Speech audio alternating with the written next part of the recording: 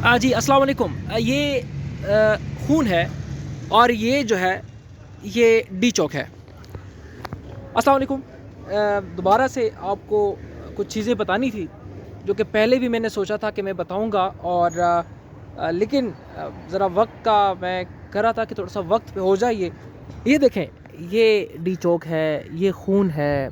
ये सिर्फ ये जगह नहीं है, ये आपके मुकम्मल रास्तों पे बज़ाहिर इसे ये भी कह सकते हैं कि ये खून नहीं बल्कि ये पाकिस्तान तहरीक इंसाफ के जो वर्कर्स थे वो आए थे और अपने साथ जो है वो रूह अफ़ज़ा लेके आए थे।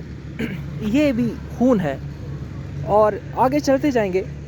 आगे चलते चलते मैं आपको मज़ीद दिखाऊंगा। ये सारा रास्ता है यहाँ से डी चौक से लेके ये बिल्कुल जो आपको ये इसको छोड़ के ये बिल्डिंग्स वहाँ जो 2-3 बिल्डिंग्स हैं वहाँ तक कारकुनान थे। ये खून का एक सिलसिला है जो रुका नहीं है। ये खून है, ये भी खून है। ये देखें, ये खून है सारा।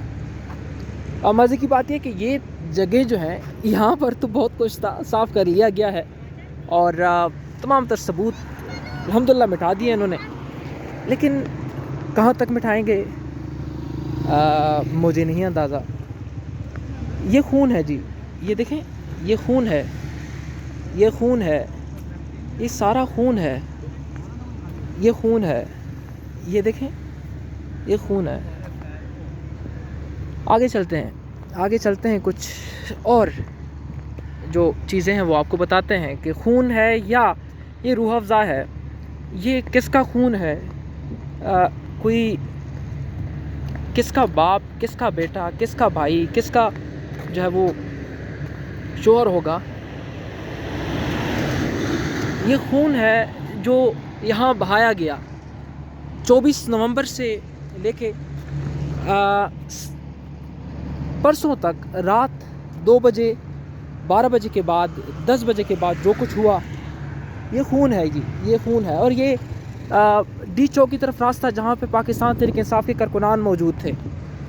इस वक्त मैं ये मुकम्मल रास्ता आप लोगों को दिखाऊंगा, कितना खून, कहाँ खून और कितना साफ़ किया गया है।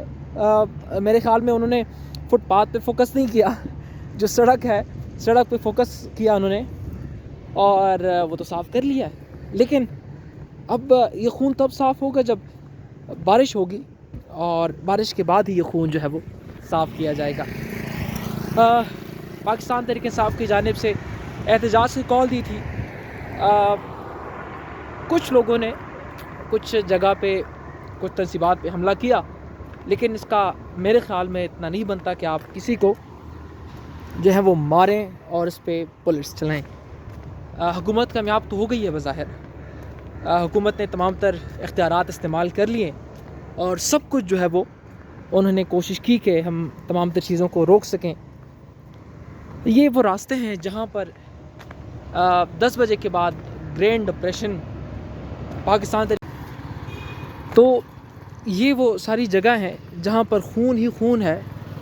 और कुछ जगह पे पानी के ज़रिए तो ख़त्म किया गया है, लेकिन कितना ख़त्म करेंगे नहीं पर मालूम।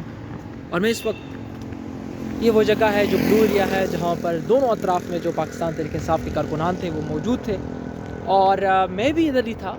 मैं मुसलसल 3 रोज़ से कवर करता आ रहा। मैं 26 नंबर से होते हुए डी चौक तक मैं कवर करता रहा और मेरी कोशिश थी कि मैं दिखा सकूं। इससे पहले व्लॉग में भी मैंने दिखाया और जब वो यहाँ पहुँचे थे पाकिस्तान तहरीक इंसाफ के कारकुनान, तो मुझे लगा था कि जी बिल्कुल वो पहुँच चुके हैं, अब शायद पुरअमन तरीके से ख़त्म हो जाएगी।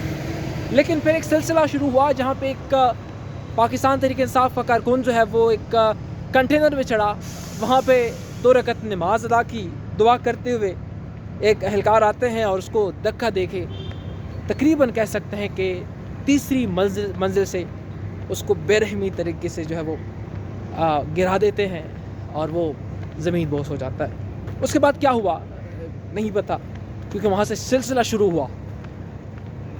मैं एक रूम के अंदर दाखिल हुआ, मौजूद थे लोग। मैंने पहले व्लॉग में भी आप लोगों को दिखाया है कि पहुँच चुके हैं और जैसे पहुँचे तो मैं रूम के अंदर दाखिल हुआ, दोबारा देखा तो जहाँ पे सैकड़ों कारकुनान थे, वहाँ पे कुछ भी नहीं था, हर तरफ धुआं ही धुआं था।